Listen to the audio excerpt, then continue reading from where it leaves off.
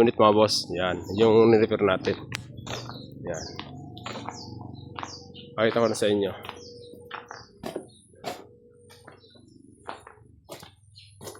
Ito yung mga unit mga boss.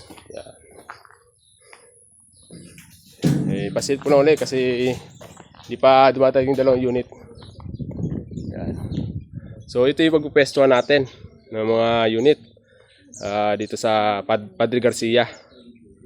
Ito yung magiging talyer natin, magiging shop na gawaan ng mga truck. Magpa-repair, body, under chassis, pwede po tayo dito na gawain. Kung sino malapit-lapit dito na sa Batangas, pwede mong dalhin dito. Nagsisimula tayo sa shop natin. Pero matagal na tayong gumagawa ng truck.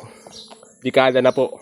Pero yung talyer sa shop, wala pa po. Ngayon yung pagkakataon na magkaroon tayo ng gantong kaluwang na pwesto na pwede maging talyer. At sana ay maibigan at mapusuan nyo na pumasyal dito at magpagawa ng mga unit, mga boss. So yan, dalawang unit yan. Pag nakalabas po yan, may dalaw pong unit na nakaprepare na. Ang pagkakalam po mga elf lang, mini dam. Yun. Pero di ko pa siya nakikita. Pero papakita ko sa inyo pag nandito yung dalawang unit na yun. Maglanti pakita ko sa inyo.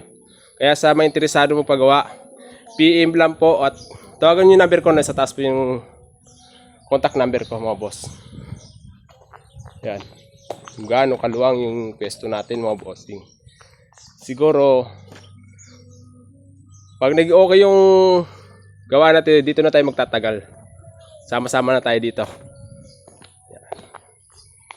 Gawaan natin. Yan, pwede nung maglakad mga unit, yung mga elf yan, pwede dyan. So yun lang mga boss.